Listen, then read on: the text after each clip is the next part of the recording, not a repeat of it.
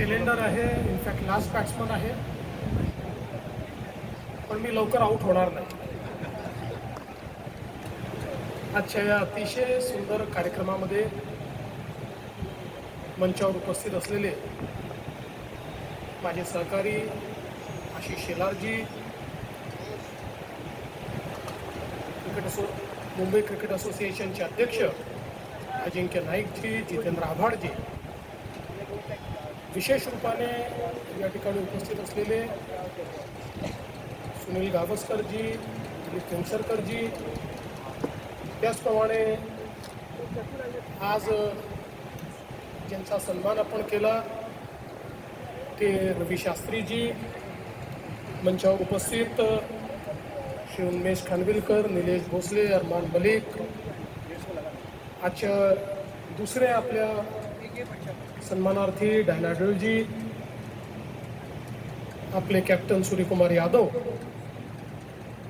त्यासोबत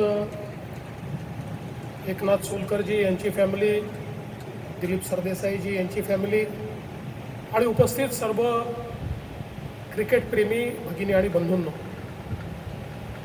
मी मुंबई क्रिकेट असोसिएशनचं मनापासून अभिनंदन करेन. It is a great way to celebrate our icons. आणि एक प्रकारे ज्या लोकांनी इतिहास घडवला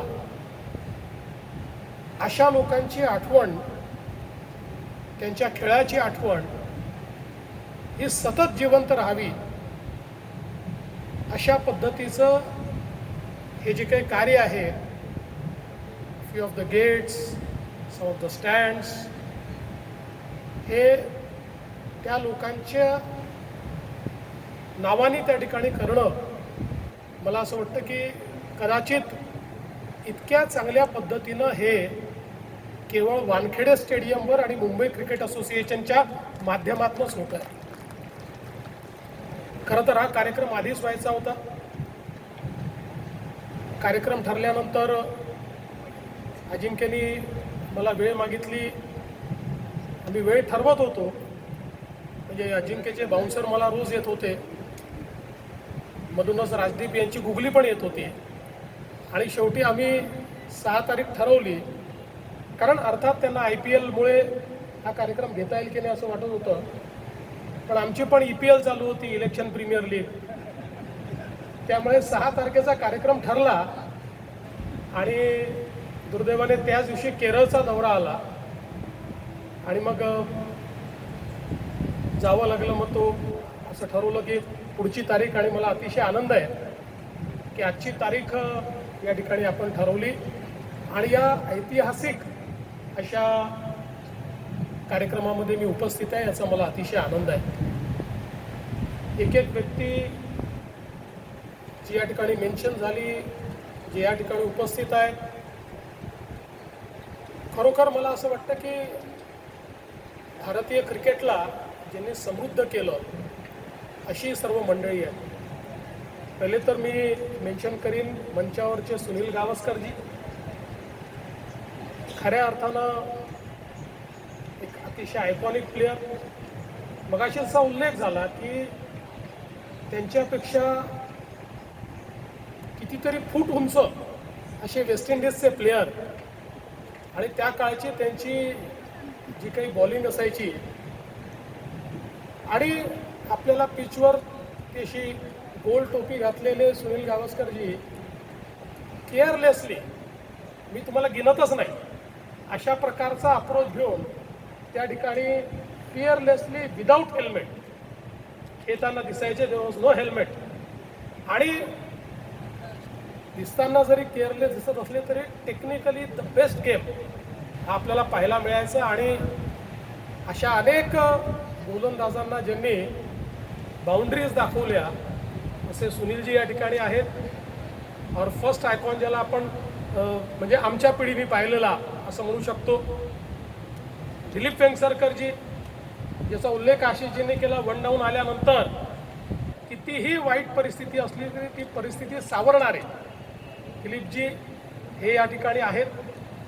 आणि आज ज्यांना आपण सेलिब्रेट केलेलं आहे, एकनाथ सोलकरजी, म्हणजे मी तर असं म्हणेन की त्या काळामध्ये जर मल्टी कॅमेरा सेटअप असता आजच्यासारखा, तर कदाचित जॉन्टी रोड्सही म्हणाले असते की माझ्यापेक्षा बेस्ट फिल्डर जर कोणी असेल तर तो एकनाथ सोलकर आहे.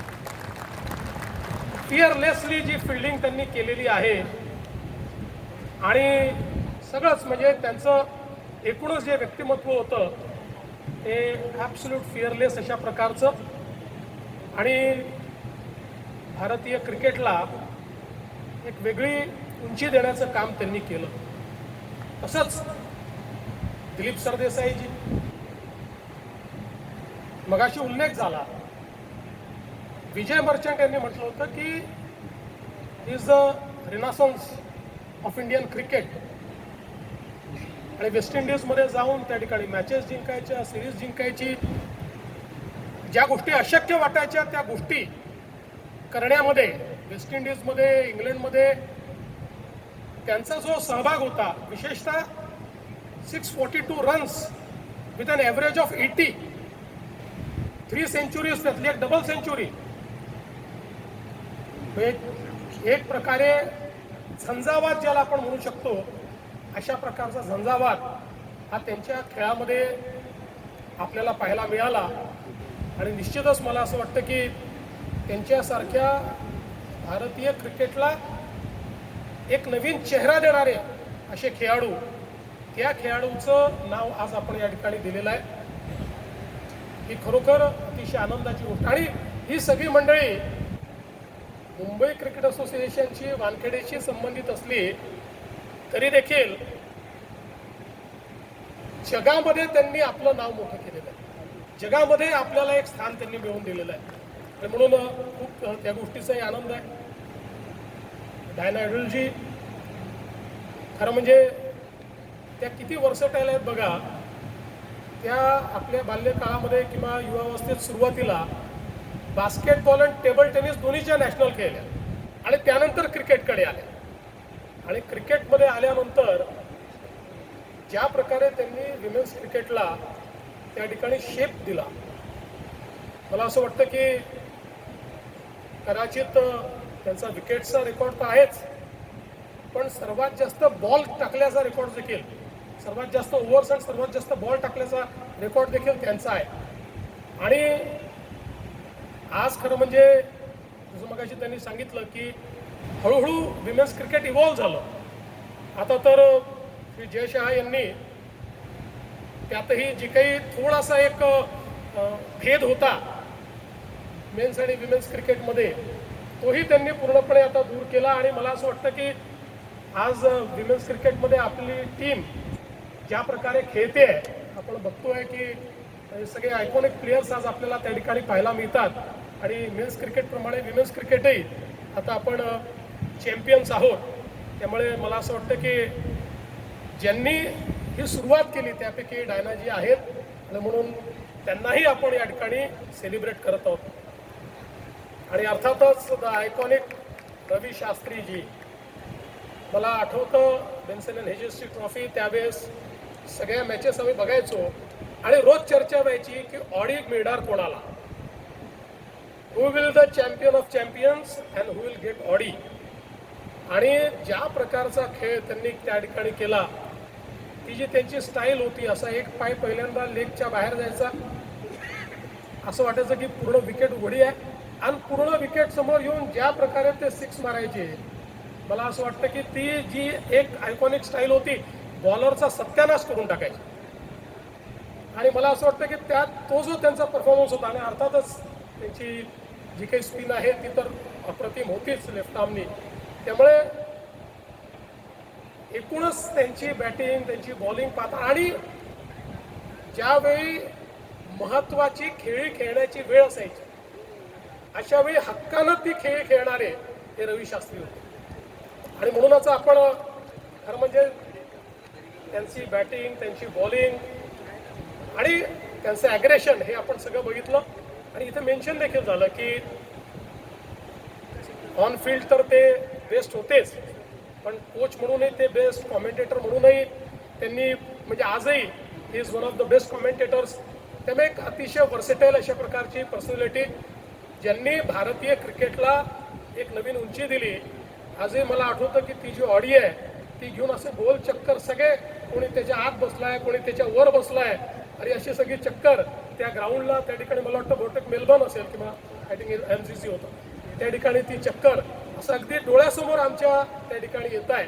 आणि म्हणून मला असं वाटतं की एका अतिशय भारतीय क्रिकेटला समृद्ध करणाऱ्या अशा प्लेयरचा आज आपण या ठिकाणी हा स्टँड त्याचं आज उद्घाटन केलेलं आहे. हे देखील अतिशय आनंदाची गोष्ट आहे. आणि अर्थातच आज आपण ज्यांचा सत्कार केला, सूर्यकुमार यादव, ज्यांना 360 डिग्री प्लेयर म्हणतात, त्यांनी इतके नवीन नवीन शॉट शोधून काढलेले आहेत.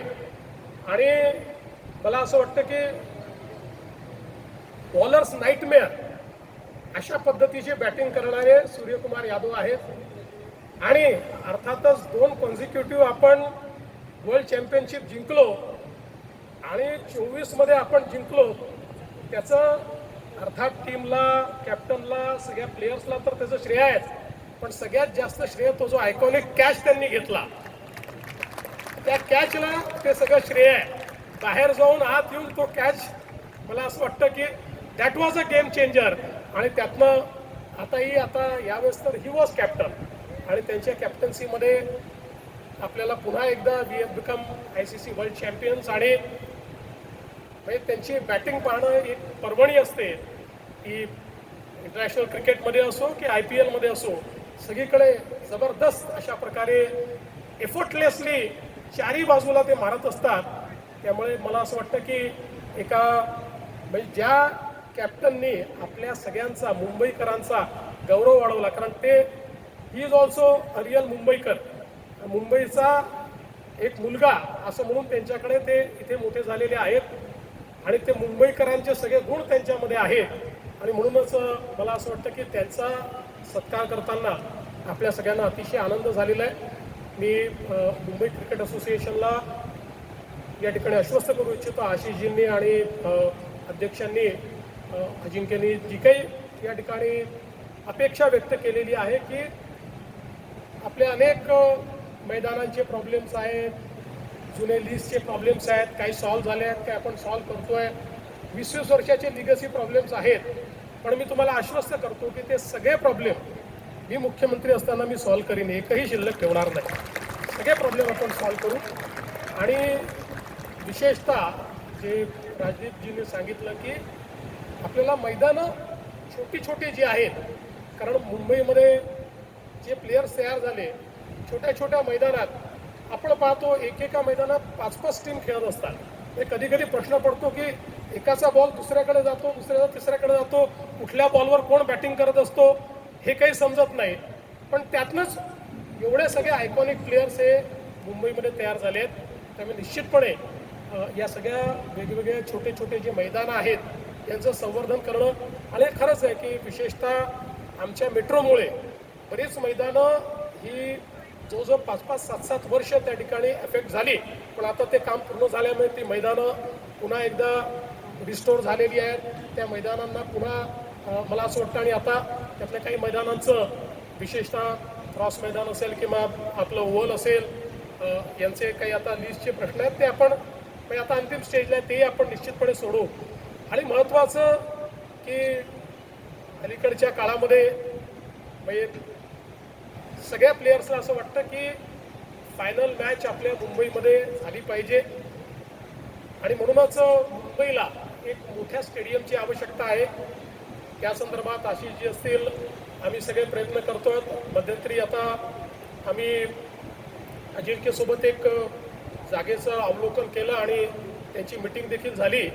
एक अतिशय चांगली जागा आम्ही आता जवळपास शोधून काढली आहे की जिला खूप मोठी कनेक्टिव्हिटी आहे. लोक असं सांगतात की what is best about MCC, तर त्या ठिकाणी मॅच संपल्यानंतर 20 मिनिटामध्ये सगळा परिसर हा रिकामा होऊ शकतो.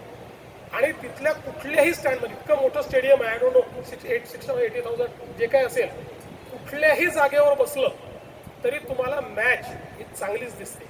मला असं वाटतं की तशा पद्धतीनं एक स्टेडियम करण्याकरता आता जवळपास अजिंक्यने ती जागा स्वतः बघितली, त्यांची मिटिंगही झाली आहे. लवकरच आम्ही मिटिंग करू आणि एक अतिशय चांगलं देशातलं सर्वात चांगलं स्टेडियम, म्हणजे आम्ही तर जागा देऊ, बांधणारे हेच आहेत, पण त्यांना जी मदत लागेल ती मदत आम्ही त्या ठिकाणी निश्चितपणे करू.